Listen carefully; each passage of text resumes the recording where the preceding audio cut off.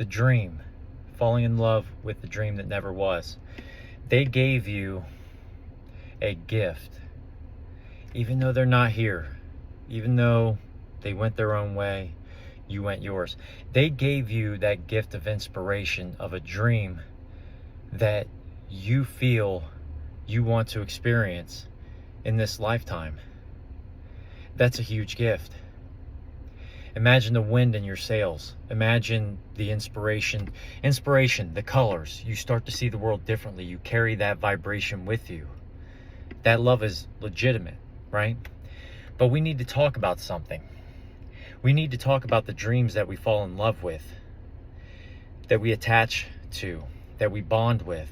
Because in the event that these dreams become non-existent, many men, many people, men and women, both men and women alike, tend to fall apart. And it's valid to be heartbroken and understand whether you're heartbroken from breakup, discard, or what I like to call the emotional execution. Regardless of what it is or what happened, that dream comes to an end. And we need to understand why it is we end up attaching ourselves to that dream so intimately, so fully, committing to those things to the point where you obsess over it in limerence over a long period of time. Sometimes heartbreak takes months, or for some people, God bless if it's the case, years. And you live in the past. And why is that? We keep in mind what the dream is. The things that you want, that dream that you attach to, that romantic dream that you want. Never forget that that dream can happen. The thing about that dream, though, is unlike the dream of your purpose that you want to live, you start to embody, let's say, something that you want to be an entrepreneur. You want to write a book. You want to do something. You can embody being an author. You can embody having your own idea and making money out of it, right? And having a prosperous life with financial freedom. Those things you embody and get into that connection with, or in alignment with.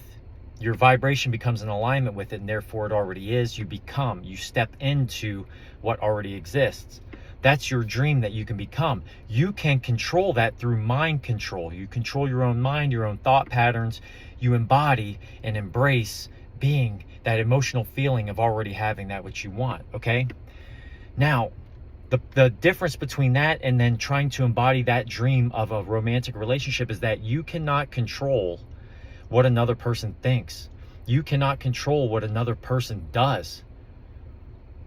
The only thing you can control is your mind. And in the moment, and by the way, when you're living in that dream, you're embodying the dream, that means that you've gained self-principles, foundational principles, your values of self-discipline, all right?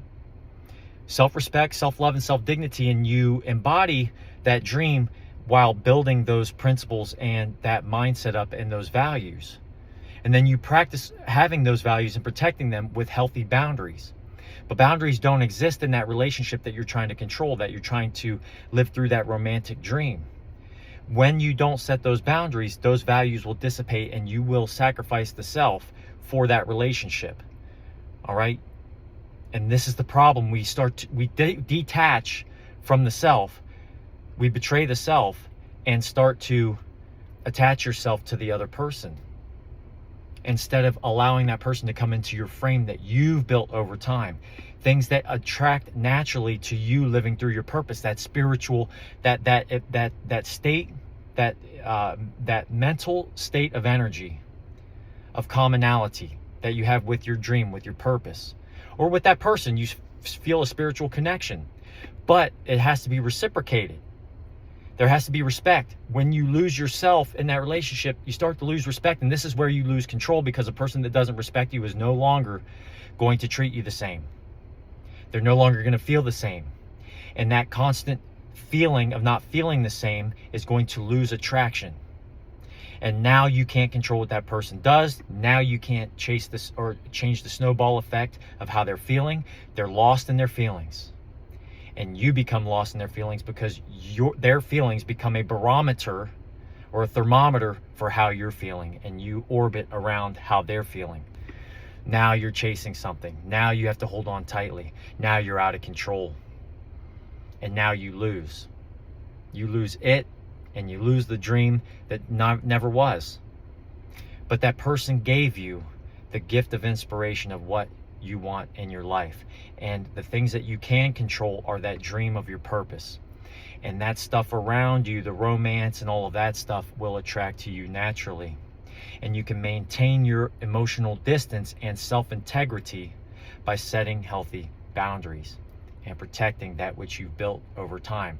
This goes for men especially out there, okay? And if you're an independent woman, by all means, this goes for you as well. But specifically you men out there, this is where we lose our masculinity. You become emasculated in the bedroom. You become emasculated out there in public when you get on social media and you get on these dating apps. You don't even reflect enough to understand what I said. Or you nod your head like you understand what I say, but then you go right on your dating apps. You go and take your testosterone boosters and walk around with an erection. You can't help it. You need validation.